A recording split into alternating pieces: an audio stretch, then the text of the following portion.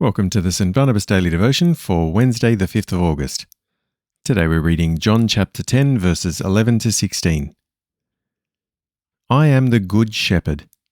The good shepherd lays down his life for the sheep. The hired hand is not the shepherd, and the sheep are not his own. When he sees the wolf coming, he abandons the sheep and runs away. Then the wolf pounces on them and scatters the flock. The man runs away because he is a hired servant and is unconcerned for the sheep. I am the good shepherd. I know my sheep, and my sheep know me, just as the Father knows me, and I know the Father.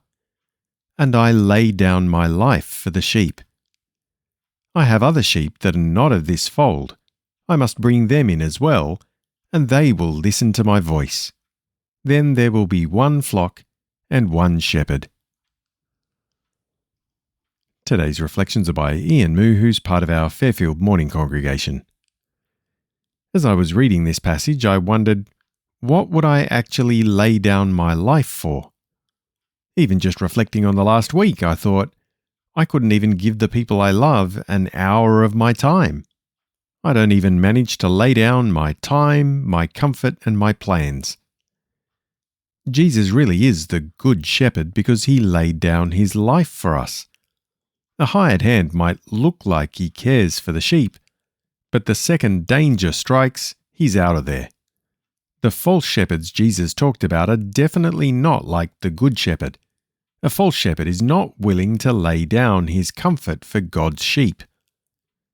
If I look at it from our perspective, we are the sheep.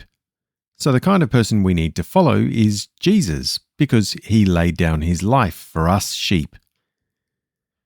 I also really like verse 14 where Jesus says, I know my sheep. As I was reflecting on that, I thought, wow, Jesus really does know everything. He knows my struggles and the reason and motivation for those struggles.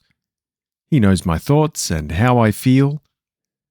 And then I thought, how well do I really know him?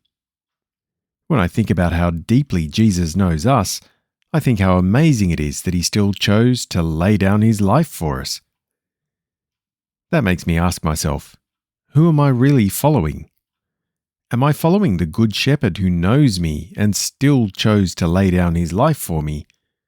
Or am I following the hired hand who really doesn't care?